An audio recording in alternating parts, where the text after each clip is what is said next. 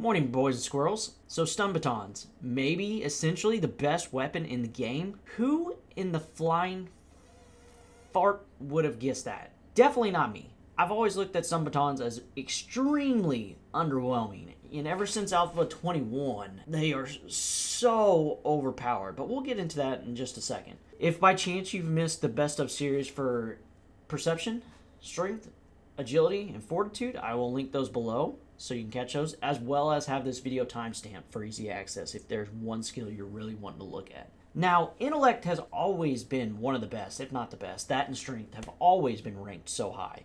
Because with intellect, you've had things like advanced engineering, grease monkey, to where you're essentially putting points in those to build a better base or get a better vehicle as soon as you can.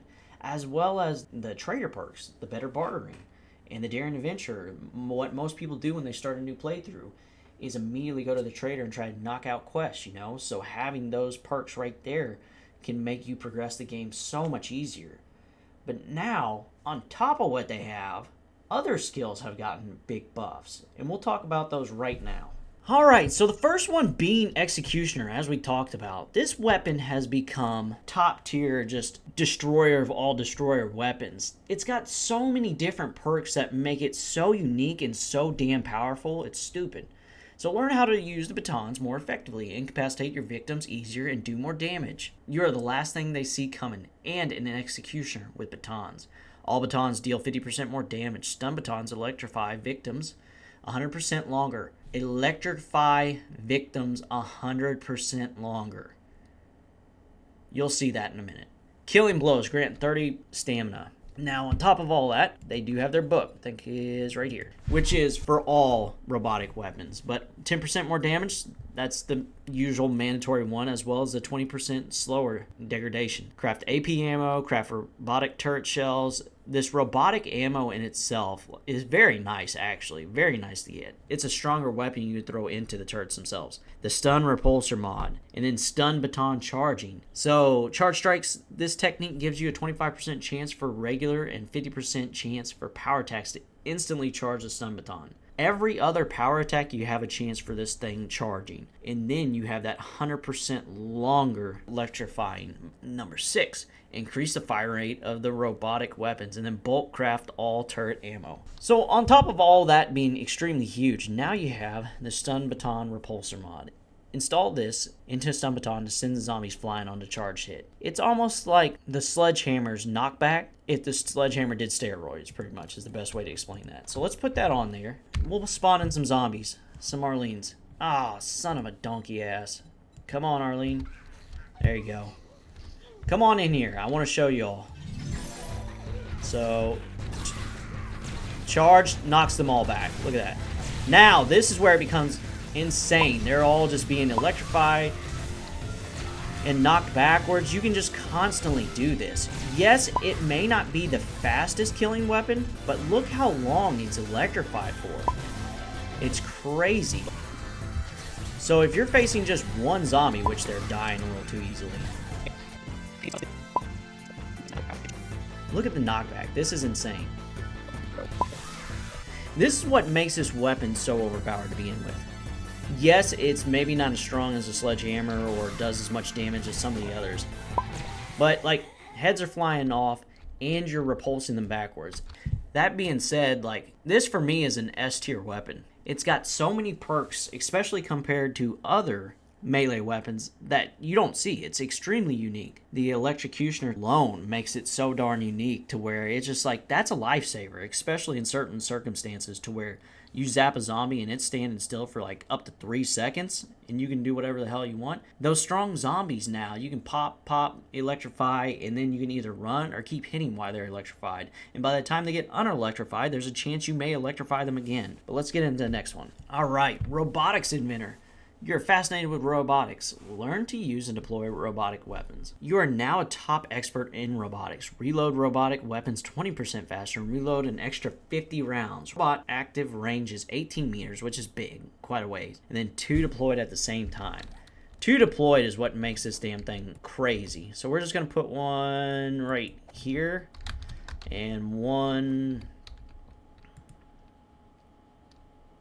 right here. And as you can see, they have 136 rounds, I'm almost positive they can, on top of that, get like magazine extenders and things like that. But let's spawn in 25 feral Orleans and see how they do. And now here's me, just sitting here. Like, you're going to be attacking while these are happening. But this just shows you the extent of how insane these are. This isn't AP ammo. This is just a regular ammo.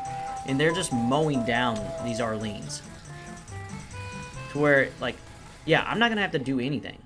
So this knocked out 25 feral zombies with around 100 ammo. So that just shows you how overpowered these things are. And how helpful they can be. They knocked out 25 zombies. Not even having 2 turrets can still be very nice. But having the 2 turrets, you can go clear some of these top tier 5, 6 buildings and really utilize these things to where before you go into a big room, you know, you're setting these bad boys down. And all this is now I'm walking into the room. This is like an oh shit escape help me kind of thing, you know, to where then I'm running backwards. And as I'm running backwards, it's popping all the zombies following me, which can help me breathe as well as kill some of them. Now, the other ones that I haven't even shown are like your sledge turret, which is very nice and can be set up in certain bases to where it knocks zombies off and has them run around. You see it all the time with base builds. And then you have your SMG turrets and your shotgun turrets. There's so many. But just the first ones to begin with are so helpful. I think I will put this into S for now. Just because of how overpowered those robotic turrets are right to begin with. And on top of that, robotic turret ammo is not that hard to make. And what you can always do with the robotic ammo, which makes this even more kind of overpowered, is you can end up selling it for more than what you could the iron, which is always nice in itself. Calculated attacks, we'll hit it really fast. I don't really have to tell you anything about it. If you've watched any of the other videos, you know that it pretty much essentially gives you 25% faster attack speeds. Over time, it's a must on any of the melee weapons, which puts it into B tier. As I mentioned in the others, it's very useful. Like, you want it, but without that said perk, in this instance, the Electrocutioner, it's worthless. It would be F. Like, there would be no point to it. For our next skill is better bartering. I'm going to show you the difference pretty much from 0 points to 5 points, but let's look at this real quick. It specializes in convincing area traders to give you better deal. And then every perk gives you 5% better, to where you get to 25%. You are like a corporate manager and buy goods at the lowest price and sell for a huge profit. Get 25% better deal buying and selling with traders. Okay, so let's look at this with no points in. Oh, sorry, Trader Joel. Didn't mean to flex on you like that. Here's a good one right here. The military helmet, level 5. It is 1,550 dukes. So let's put our 5 points in and just see how much that drops it. You could always just take 25% off and figure it out yourself, but this kind of shows the case is it in a visual way. So it took off 4,000 almost. So very nice to have on the more expensive items, especially if you're not like building, say, the vehicles or your weapons yourself, you know. It's always a nice perk to have. Now, that being said, this perk actually got nerfed a little bit. Well, the traders in general got nerfed. This is still a B tier perk because on those very expensive items, 25% cheaper is always going to be nice. But this used to be like an S tier because when they used to have those secret stashes in earlier alphas, this gave you better items in those secret stashes to where it became insane items in those secret stashes. With the secret stash gone now, all it does is decrease the amount items cost. Alright, next, Daring Adventure. Being a Daring Adventure, get better rewards for doing quests. This one's huge, actually. So, you are Daring Adventure, gain access to better trader items and get 20% more dukes. So, gain access to better trader items. That's very nice. And then 20% more dukes. And then pick 2 quest rewards for your daring efforts. Now, with all the perks there, you could put this into S. This is so nice to get right off the bat. Because some of these rewards you're getting are better than what you're seeing anywhere else, you know, at this time in the game. To where it really maximizes putting the points into it. And you're getting a little bit more money for completing quests. And the quests are such a big part of the game that this is always going to be useful. It's not game breaking, so that's kind of the reason I won't put it into S. I'll put it at the top of A. But it's still very useful. Charismatic Nature. This is one I've never really used because I don't play multiplayer. It sounds insane, so I'll read it really quick. You're an inspiration to your allies, increasing their combat prowess. So, people find survival stories inspiring. Allies and party members regenerate lost health 50% faster. That's big on itself. Allies and party members gain 20% more block and melee damage. This could be huge for base building and things like that. Allies and party members take 10% less damage from all sources, take half damage from bleeding, and stop bleeding twice as fast. Really cool. Allies and party members find 10% better loot. Allies and party members find 20% better loot and gain +1 to all attribute. That's huge. If you're playing with, like, say, a group of 5, my question in the comments and to everybody would be, if you all had this maxed out, say you're playing with 4 other people, you're in a 5-man group including yourself, do you get +4 to all attributes, or does it not stack? Because if it stacks, this thing is beyond huge. Such a big perk. So I'm going to put it in A tier, but the main reason behind that is you look at it and probably 95% of the 7 days population does not actually play multiplayer, so no one really gets to reap the benefits of this reward. Alright, Physician. This one's cool as all hell. Use medicine and health items more effectively. So it's broken up. The top, like, it's almost like 2 different quests within itself. So I'll read level 3. Treated critical injuries heal 50% faster. Medical healing items heal 100% more over time. And then gain 500 more XP using bandages, first aid bandages, and first aid kits and splints. Before we go on, I just want to see how much is 500% more when we're talking XP. 700? Okay. 1 second. 2100 XP just for healing yourself, even when I'm at full health. I was at full health, right? 700. 700 and 2100. This seems a little breaking of the game. This seems insane. When you think about it, like, you could put a couple points in this, get 3 points in this, get more books coming in, you know. And then during the night, especially if you're playing a harder difficulty, you can use those resources you have to make first aid bandages right off the bat, which take what? This is insane. Yeah, you need 5 books. That's it. And it takes aloe cream and bandage. That's it. Very easy to make. And you can just start repping out 700 experience one after one after one after one. Dude, that seems insane. Now, I will state, this is an easy, kind of almost broken way to gain levels, it seems like. But with more levels comes... That was rude. With more levels comes more game stage. And if all you're doing is increasing your levels by this XP trick, you're not going to have better resources. You're not going to have better weapons or whatever. But you are going to have harder zombies, which makes this not as cool as what it seems. But it's just insane to me with 3 points in. Because I have this at 100% XP. To where you're getting 2100 per first aid kit and 700 per bandage on top of all that, which is just insane now reading it. Now you have number 4 and 5, which is a different perk within itself. Your medical knowledge makes removing limbs a breeze. Gain an additional 20% chance to dismember enemies with batons. That's huge. You saw me earlier just popping heads off left and right, so that probably helped out quite a bit. Number 5, use knowledge of medicine to save lives or end them. Each blow landed with a stun baton has a 10% chance for instant death.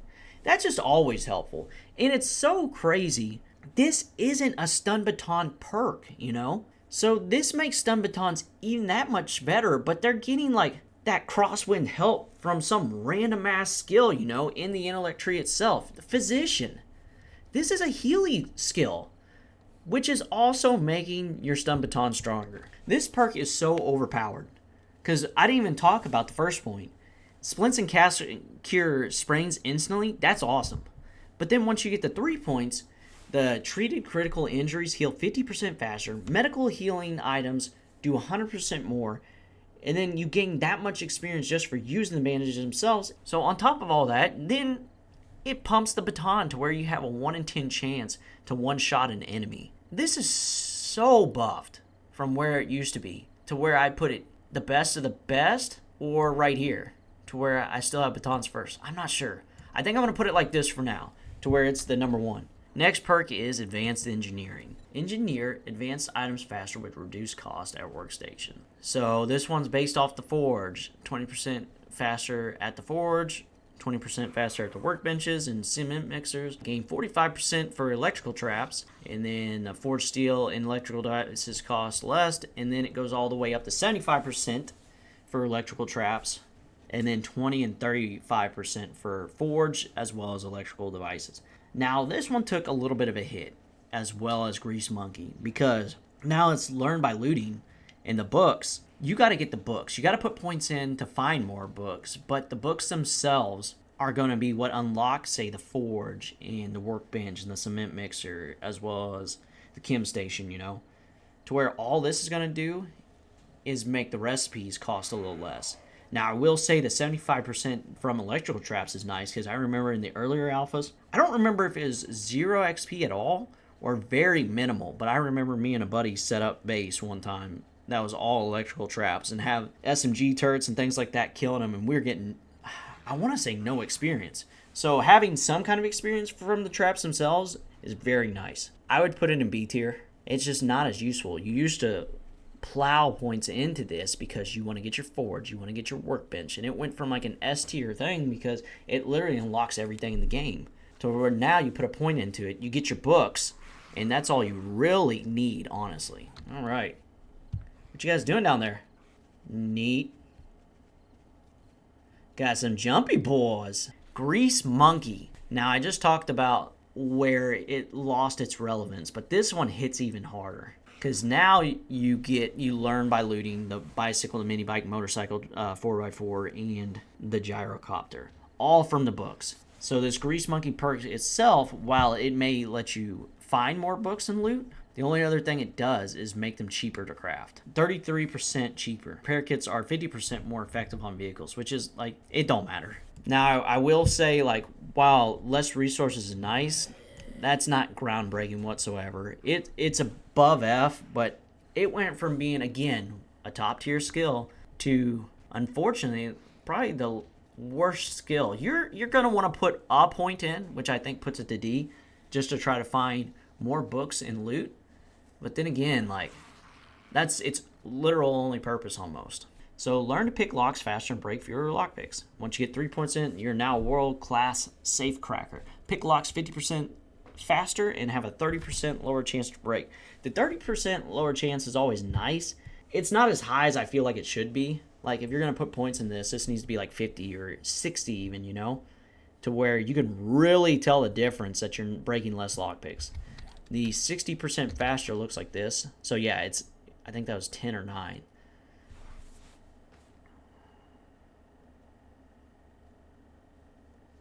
Well, there you go. Lockpicking, while it really didn't get a buff, so lockpicks, while they may not have gotten a buff, they did see an increase in the skill itself. It moved from perception to intellect, and then on top of that, in Alpha 21, we got police cars, locked police cars, which have very good loot in it, especially like weapon-wise. You can get better weapons right off the bat, and more ammo. So it's always worth kind of lockpicking itself. You can always break into the cars themselves, but if you watch my other series, my Strength Insane Randomizer series, which is maybe I'll link below, not always the best idea. I play on insane difficulty with nightmare speed, and bad guys come out once you break that. Alarm sounds, and you're going to get butt fluffed. So that being said, that's going to conclude our tier list. So really quick, we'll summarize the 1 through 10 listing. Number 1, I think I am going to keep his position. It's just 2 perks in 1, which is too nice to pass up on. You have an overpowered healing perk that gives you insane amount of XP once you get 3 points into it. And then on top of that, it makes your stun batons have a chance to one-shot kill as well as do 20% dismemberment. You can't pass up on that. That's too damn good. Number 2 would be the Electrocutioner. The stun batons have gotten buffed so hard, as I've mentioned. And now with the electrifying that it does, as well as the repulsor mod and everything else, this is just a top tier weapon, which is insane to think about. Because all they have is the pipe and then the regular like stun baton. But that regular stun baton can get you through in-game content. Number 3 is Robotics Inventor. Another S tier skill for me. It's got so many different robotics you can use, but even the ones right off the bat, like I mentioned, which is the sledge as well as the turret, are so well. You saw when I had the 5 points into it and had 2 of those down, I was able to defeat 25 feral zombies without me even attacking. Number 4, Daring Adventure. This one could be placed into the S. It just depends on how much you value the quest, you know? It strictly goes off of questing itself, which is why I put it in the A tier, because some people don't quest that often. But if you are questing, the opportunity to get better quest rewards, 20% more coin, and on top of that, get 2 of the rewards, make this a very good perk. Number 5 is Charismatic Nature. So this one is where it's the inspiration to the allies. You get a whole bunch of different perks while you're within shouting distance, I'm assuming. The only downfall to this is it's multiplayer based, to where you have to be playing with others to see those perks. But if you're playing in a server that has more than one person, or you're playing with buddies, this is a S tier skill for sure, just because of all of the different random perks it gives you. It kind of reminds me of you like taking a whole bunch of different candies, but those being active all the time. Number 6, Better Barter. Better Barter itself kind of took a hit in this alpha, to where the traders were too damn overpowered. I agree 100%. That special loot that the traders had, you could find insane weapons right off the bat. And then putting points into Better Barter made that specialized loot even better. So with that being taken away, now all it does is give you a 25% better cost at the trader, which is still very big. Because as we saw, a mining helmet went from 15k to 11k. That's with just points into that. You can get the cigar, you can get the Magnum book, to where when wielding a Magnum, you get 5% decrease. You can also get the sugar butts, as well as Grandpa's awesome sauce. There's so many things you can get to lower that even more. But just right off the bat, getting that 25% decrease is very helpful. Number 7 is Calculated Attack. We talk about this one every time. It's B tier. Number 7 is Calculated Attack. Having a 25% faster attack speed for your melee weapon is very crucial, but worthless without the melee weapon. Number 8 is Advanced Engineering. Like we talked about, this one also took a hit in Alpha 21 because of Learn by Looting. Now that you technically don't get the Forge and Chem Station and all those from putting points into it, you get them by learning books. This perk itself has seen a decrease in the importance. This used to be an S tier along with Grease Monkey, to where now all it's going to do is reduce the resources you use, which is still nice, and you technically should put a point or 2 into this just to find more books, but it's nowhere near as needed as it used to be. Number 9 is Lockpicking. It's moved from Perception to Intellect, like Intellect needed any more decent skills. As we saw, the perks itself are not anything groundbreaking, but then again, it added more items like the police cars, to where those items have very good loot in them, to where it doesn't hurt to put points into this or to be able to craft more lockpicks, you know? It's just a solid perk to have down the road. Lastly is Grease Monkey. Who would have ever thought Grease Monkey could technically be at the bottom of any tier list? That's kind of what's crazy, but it's what makes 7 Days to Die so fun, in my opinion. The alphas change the strength of a lot of skills. It keeps the game fun. It went from you put points in Grease Monkey right off the bat to try to rush vehicles, to where now you can put them in, but in return that's not going to just spit out a vehicle for you. Now all it's going to do is give you a better chance to find the books. The perk itself is just going to reduce the resources. But that's going to wrap up my list. Let me know what you agree with, what you don't. Next week, we'll start my Fortitude only build on the Insane randomizers. So be sure to give that a look out. I play on Insane difficulty on Nightmare speeds, and I don't get to choose any of my skills. I leave it up to a randomizer to pick my skills, and then I try to survive for 5 days. And be sure to like and subscribe, and I will catch you in the next one. Peace.